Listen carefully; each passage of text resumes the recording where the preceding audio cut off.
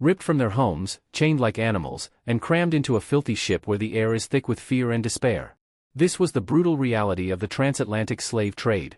Millions of Africans faced unimaginable horror as they were forced across the Atlantic, leaving everything they knew behind.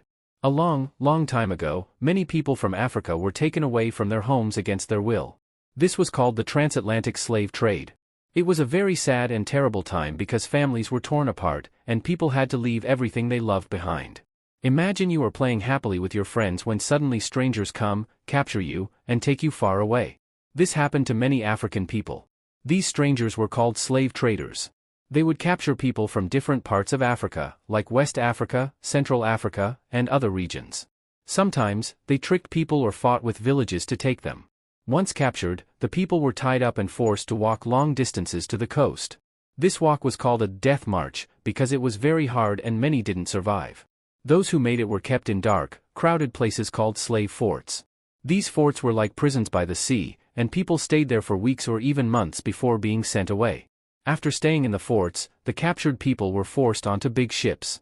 These ships would take them across the ocean to places far away, like the Americas. This journey was called the Middle Passage. It was one of the worst parts of the slave trade. Inside the ships, the people were crammed together with barely any space to move. They were chained to each other and had to lie down because there wasn't enough room to sit or stand. The ships were dirty and smelled terrible. Many people got very sick because they couldn't breathe fresh air or move around. Sometimes, there was not enough food or clean water, and many people died on the way. The ones who survived were often very weak and sad. They missed their families and their homes so much. Even though everything seemed hopeless, many Africans stayed strong in their hearts. They sang songs from their villages to keep their spirits up. Sometimes they prayed and whispered stories from home to each other. These small acts of hope helped them survive the terrible journey. People from different places, who spoke different languages, learned to help each other. They shared what little they had and tried to protect one another. Their courage and kindness gave them strength, even when they were scared. The enslaved Africans faced terrible hardships, but they never stopped dreaming of freedom. Their hearts were full of courage, and many of them found ways to fight back. Some tried to escape, while others bravely stood up to their captors. Their spirit of resistance showed that even in the darkest times, hope and bravery could still shine. While crossing the ocean, some Africans tried to take control of the ships. This was very dangerous because the sailors had weapons, and the Africans were often chained.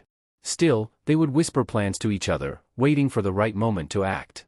One of the most famous ship rebellions happened on a ship called the Amistad. The people on board were from Africa and had been captured and forced onto the ship. One brave man named Sink became their leader. One night, he and the others broke free from their chains. They fought the crew and took over the ship, hoping to sail back home.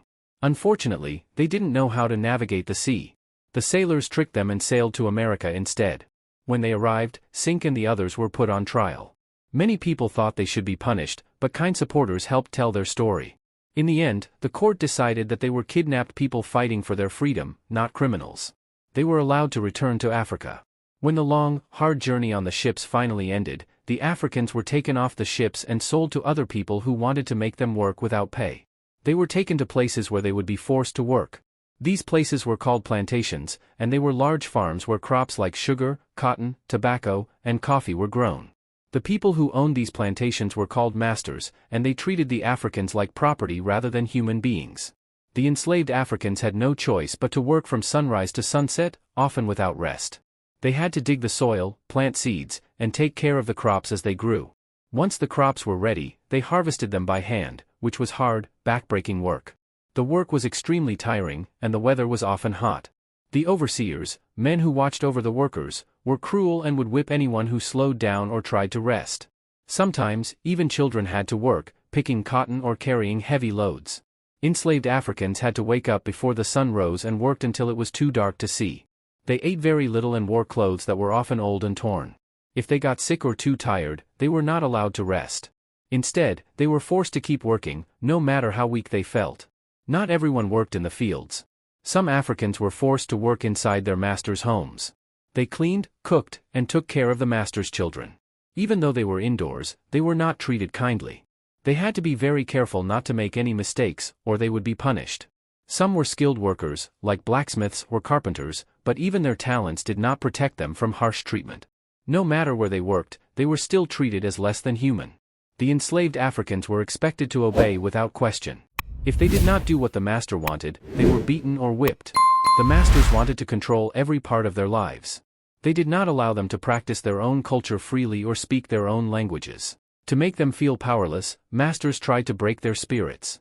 They gave them new names, different from their African names, so they would forget where they came from.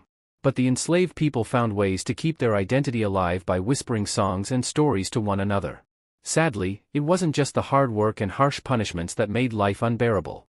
Many enslaved African women and even young girls were treated very badly by their masters.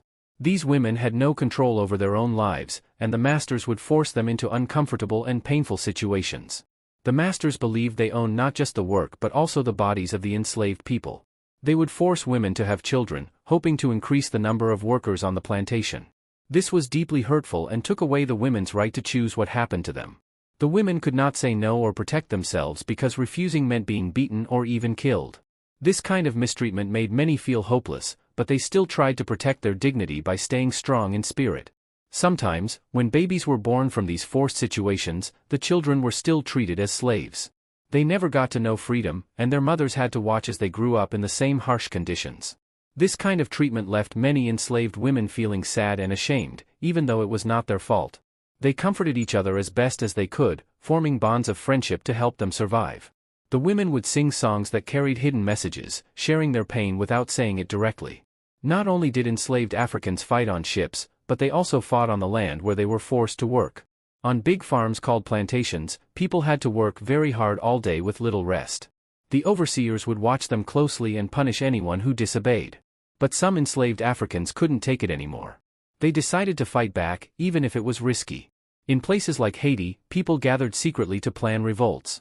A brave leader named Toussaint Louverture helped start a revolution. The enslaved people fought hard, and after many battles, they won their freedom. Haiti became the first country where enslaved people successfully fought and gained independence. There were other uprisings, too. In the United States, a man named Nat Turner led a rebellion. He and others fought for their freedom, even though they knew it could cost their lives. These acts of bravery showed that the human spirit could not be completely crushed. Some Africans chose to run away rather than fight. This was also very dangerous because there were people called slave catchers who would try to bring them back. To escape, they had to be smart and quiet, traveling at night and hiding during the day. There were special secret routes called the Underground Railroad that helped escaping Africans find safe places. Even though it wasn't a real railroad, it worked like one because it had many stops where people could rest and eat.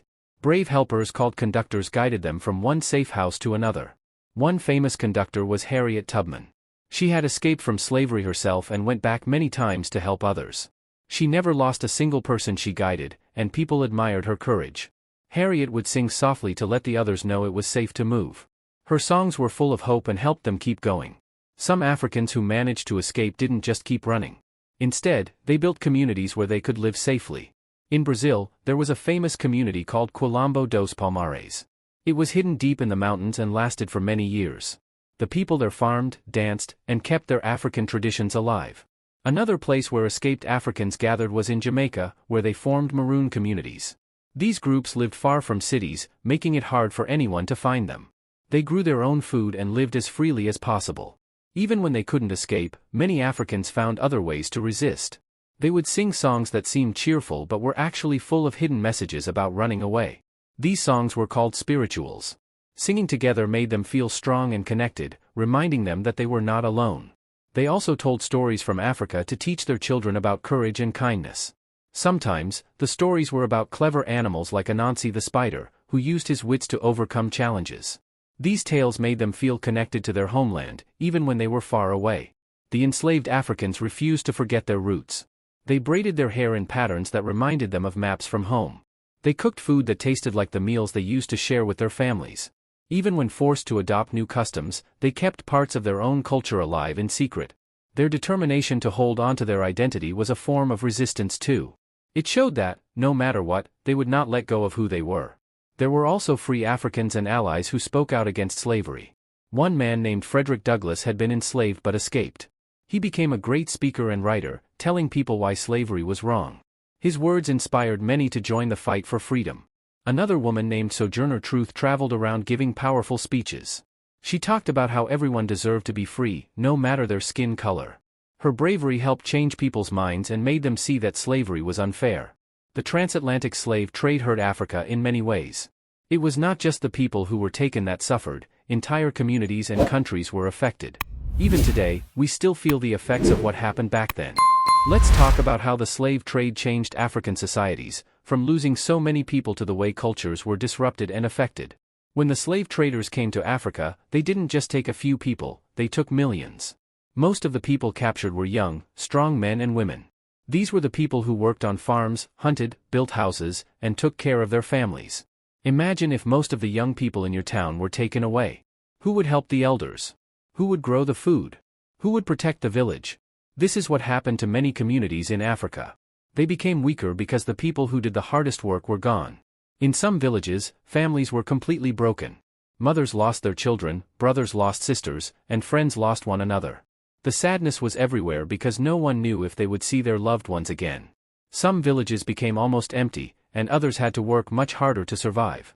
When so many people were taken, it wasn't just families that suffered, whole communities changed. Some communities that were once big and full of life became small and quiet. There weren't enough people to do the jobs that kept the village running. The people left behind had to do twice as much work, which made life very hard. Sometimes, neighboring villages would fight over the few resources left. Instead of helping each other, they became scared and suspicious, worrying that they too would be captured. The slave traders didn't just capture people by themselves. Sometimes, they made deals with local leaders, giving them weapons or goods in exchange for capturing people from rival tribes. This caused fighting between groups that once lived peacefully. Some leaders felt forced to make these deals because they didn't want their own people to be captured. They thought that if they helped the traders, their own families would be safe. But this created mistrust among the tribes.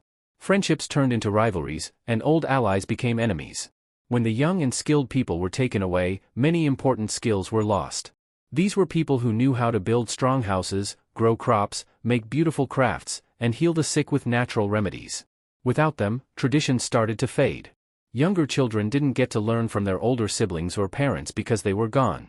The special ways of doing things that made each community unique began to disappear.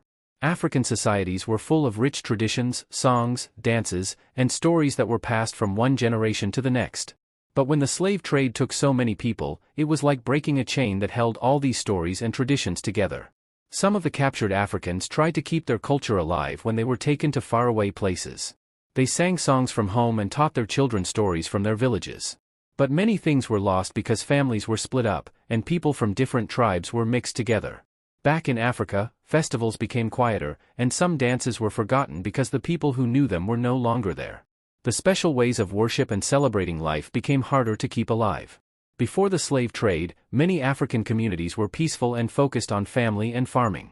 But with the constant fear of being captured, people started to change how they lived. Some moved to hidden places like mountains or dense forests to stay safe. Others built stronger defenses around their villages. Trade between communities also changed. People were afraid to travel far from home because they didn't want to be kidnapped. This meant that sharing goods and ideas became less common, and some communities became more isolated. African communities were used to trading goods like gold, spices, cloth, and food. But when the slave trade became more common, some leaders started focusing on trading people instead of goods. This changed the way money and wealth were seen. Instead of growing their communities, some leaders got rich by working with the slave traders. This kind of economy did not help the community as a whole. Instead, it caused even more harm because it made the villages weaker. Even after the slave trade ended, the sadness stayed. People who survived the terrible events passed down stories of loss and pain to their children. Some families never found out what happened to their loved ones, and that feeling of not knowing hurt deeply. Many people also felt guilty, like the leaders who made deals with traders or the villagers who couldn't protect their own. This guilt and pain made it hard for some communities to heal, even long after the trade was over. Despite all the pain and loss, African societies showed great strength. The people who remained worked hard to rebuild their communities. They planted new crops, taught new generations, and tried to bring back the traditions that were almost lost. They remembered the stories of those who had been taken and kept their memories alive. New songs and stories were created to honor the people who had fought for freedom and resisted capture. To make sure that no one would forget what happened, elders told stories to children about the past. They wanted future generations to know about the strength and bravery of their ancestors. They taught them that no matter how hard things got, their spirit could never be broken. Despite the deep scars left by the transatlantic slave trade, the resilience of African communities shines through. Through pain and loss, they rebuilt, preserving their culture and spirit for generations to come. Today, we honor their strength and remember the stories that still echo through the ages. At Roots of Africa 360, we are dedicated to sharing these powerful stories and preserving the rich heritage of Africa. Subscribe, like, and comment to join us on this journey and help keep these voices alive.